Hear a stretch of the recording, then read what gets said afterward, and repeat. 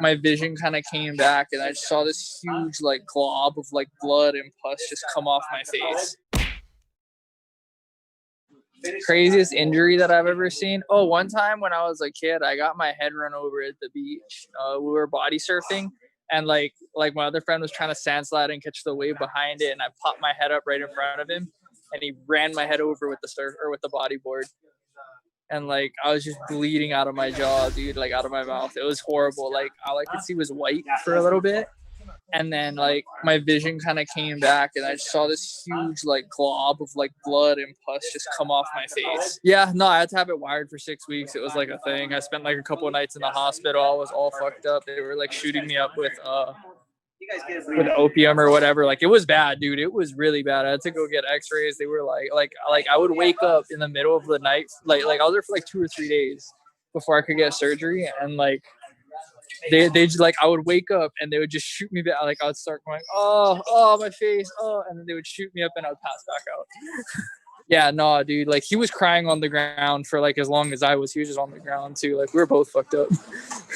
Yeah, no, for me, I mean, I've had all types of training injuries, but probably the scariest would be outside of MMA and training was actually a surfing accident. I was surfing my hometown in Haleiwa, Hawaii. There's this break called Elite Ease, and we were surfing. It was pretty big, and when it gets big, the current gets like insane and super strong out there. And I remember Big Set came in, and I was taking off on this wave, and I went over the falls, and I got held under for a super long time, and then my head hit the reef, and like I was all discombobulated and like kind of didn't know where I was, and I was trying to come back up, and they have this section, they call it the toilet bowl, because the water just kind of like vortexes and pulls you down. There's all like reef, and like the current's really strong, and I just remember like almost not making it up, like barely making it up.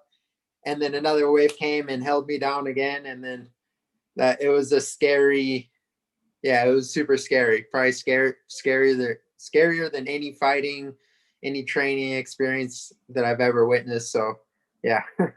And this one isn't the worst injury, but in terms of injury stories, one time me and a couple buddies and my brother were hiking a mountain, and we got to the peak of this mountain, and we decided to go 2 mountain peaks away because you could get there over just following the ridge up top.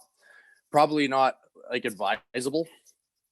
We did it, got to the 3rd one, and we decided to try and go down this other face of the mountain where there's no trail or anything like that, and it was really steep, and it got kind of sketchy, and everybody's kind of fanned out a little because it's you can't exactly follow people because rocks are falling kind of behind you. And when it gets to be kind of difficult, everybody ends up kind of choosing their own path because it's just a matter of opinion, what you think is good there. And my brother stood up a little too straight, and he started sliding on the shale, and then he started falling and tumbling and for like 100 feet down this mountain. We thought he was dead. He was unconscious. So me and one of my friends got down to him. Right before we got down to him, he kind of sat up. We're like, okay, he's alive. Got to him. He's still completely out of it. And under one kneecap, you could put your fingers underneath like his knee. And his other ankle was clearly broken. So we wrapped a shirt. My friend took his shirt off, wrapped it around his knee so he couldn't see it. And when he came to a little bit, oh my, why'd you guys wrap that around my knee? We're like, it's kind of scraped, you just don't want anything to get in it. Oh, okay. And he believed us because he's so out of it and kind of in shock. And we had to climb back up. So now we had to climb back up this mountain face that we'd went down. And he kept wanting to be like, oh God, I'm tired. I just need a rest. I'm like, no. Because shock's going to start to set in, or he's going to, pass out. So we made him go. And we just kept just pushing him to go and go and go. It took so fucking long to get up the face of this mountain. I had like my hand on his ass, kind of just pushing him because it was really steep. And when we got up there, we gave him so much Advil, and we had to go back to the first peak we got to. And it wasn't that's sketchy going there because you all have sure footing and you're all cocky and stuff. But on the way back, there's like this part of this path where it's very porous rock. You have good grip. It's fine. But if you fell, you would die. You would fall to your death.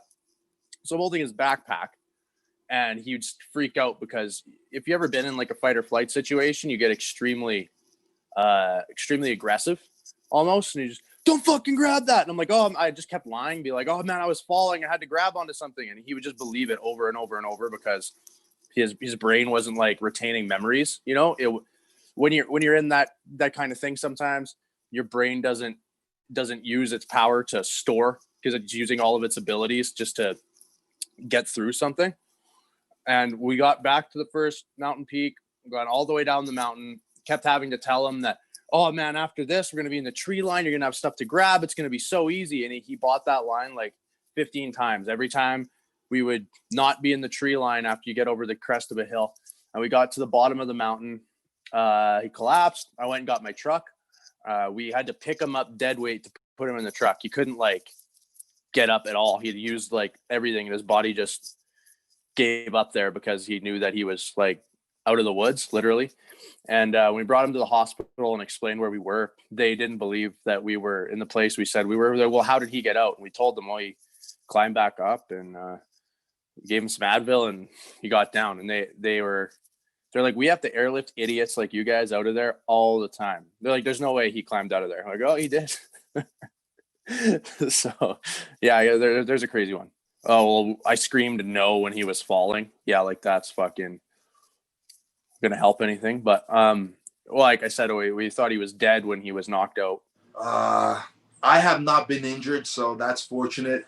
The worst injury I've seen, I was training with a training partner. That was back maybe my first 2 years of MMA, and we were kind of in the 50-50 guard and training MMA. So we had MMA gloves. We were kind of like, we got into a scramble. We got into the 50-50. And I have kind of like really, I have good knees. I haven't injured myself, fortunately. And I have, strong legs. So once, I'm not very like a guy that tries to submit on the feet. I don't try to get leg locks or foot locks, whatever of that. So I was just trying to defend myself. And I remember the guy that I was training with, he tried to do some kind of spinning thing. I don't know what it was, but I just kept my leg as stiff as I could so that I wouldn't get hurt. And I heard like the loudest pop. Really was nasty. And he started screaming. So I think he kind of like 3 ligaments were out on his knee.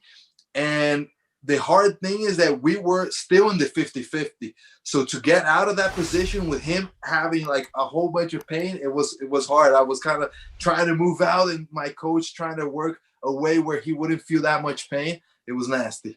Yeah.